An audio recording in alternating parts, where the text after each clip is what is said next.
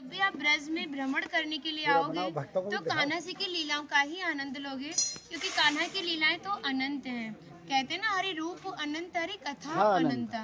लेकिन जब भी आप भांडीर वन में प्रवेश करोगे, कभी शास्त्रों का अध्ययन करोगे या किसी के मुखार विंद से श्रवण करोगे तो ज्ञात होगा कि भांडीर वन में एकमात्र लीला नहीं है, यहाँ पे हमारी 14 लीलाओं का उल्लेख है। प्रथम लीला श्री जी के विवाह की मानी जाती है, लेकिन सबसे बड़ा ग्रंथ श्रीमद् भागवत जी को माना जाता है। आपने उसका अध्ययन श्रवण किया हो तो राधा रानी का नाम उसमें आता है, नहीं आता? श्रीमद् भागवत में नहीं आता। नहीं आता, बिल्कुल नहीं आता, क्योंकि सुखदेव जी राधा रानी को परम गुरु मानते थे। जब राधा रानी का नाम ही श्रीमद् भागवत जी में नहीं दिया तो विवाह का उल्लेख कैसे हो सकता है? लेकिन श्रीमद् भागवत जी को छोड़ के 12 ग्रंथ ऐसे हैं जो हमारी लाडली जी के विवाह का उल्लेख करते हैं। लेकिन जिस भांडीर वट के नीचे आप खड़े हो, इसका श्रीमद् भागवत जी के 10वें स्कंद के 18वें अध्याय में 22वां श्लोक कि बृहंतो बाहि मानस्य 4 यंत्रस्य गोदनम भांडीरकम नाम बटम जम्बू कृष्णम प्रोग्राम, यानी वृक्ष द्वापर युग में बहुत विशाल था, 4 योजनों में फैला हुआ था। इसकी जो सीमा थी वो 15 किलोमीटर में थी, तो इसको पंचकोशीय वृक्ष के नाम से भी जानते थे। कान्हा जी इन्हीं की शाखाओं पर चढ़ के यमुना मैया को आर पार किया करते थे। मान्यता है कान्हा जी की जो 9 लाख गाय थी दोपहर के समय इसी वृक्ष के नीचे बैठ के विश्राम करती थी। तो माता जो भी माखन मिर्ची रोटी इत्यादि प्रसादों में रख देती थी, सभी ग्वाल वाल एकत्रित होकर दोपहर का भोजन करते थे।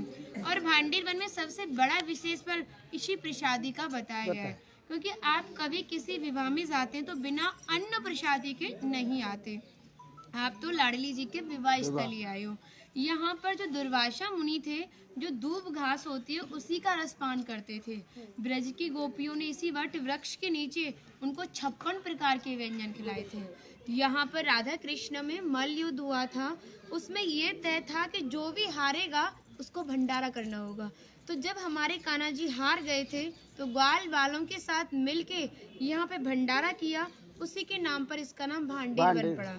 यहाँ पर ब्राह्मण पत्नियों ने भी कान्हा जी को भोजन प्रसादी खिलाई है, और ठाकुर जी ने ब्रजवासियों से ये टुकड़े मांग के पाए थे, तभी नाम दिया था इसका मधुकरी। मांग के पाना मतलब मधुकरी। तभी शास्त्रों में ब्रजवासियों को अपना हृदय बताया और कहा कि जब तक ब्रजवासी की कृपा नहीं होगी, ठाकुर जी की कृपा बहुत दूर की बात है। यानी सर्वप्रथम ब्रजवासी की कृपा होना बहुत जरूरी है, जब ही हमारे ठाकुर जी हमारे ऊपर कृपा करते हैं।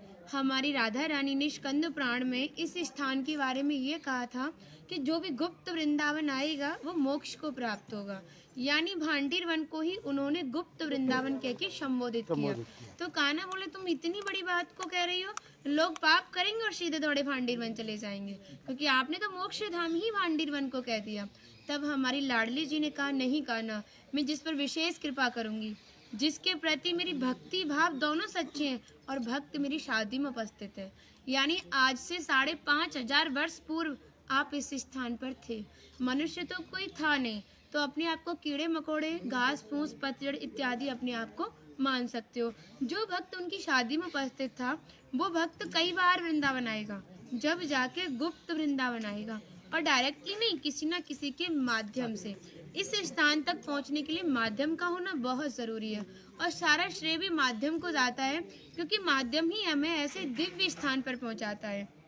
और जो भी भक्त भांडीर वन में प्रवेश करेगा, प्रवेश करने से जो कान्हा ने 14 लीलाएं भांडीर वन के अंदर की हैं, उनके दर्शन मात्र का फल प्राप्त होगा।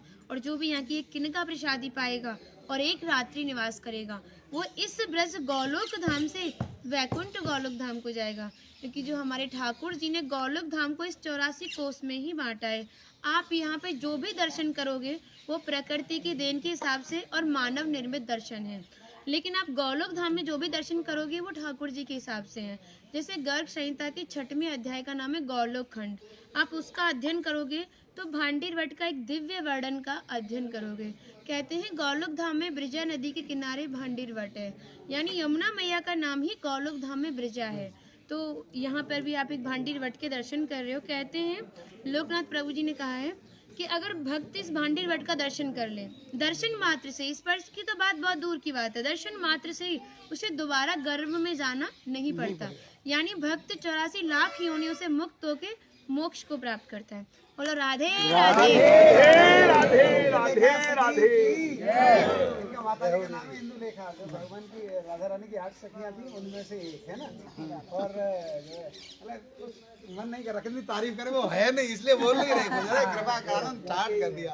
हम सब केवल बाजरे की रोटी खिला रही हो, तुम सच में राधा रानी हो। और ऐसा आशीर्वाद दो हम सबको, सच में ऐसा आशीर्वाद दो कि हमारी मैया भी, हमारी सब माताएं भी थोड़ा थोड़ा जिनसे ये मिलें।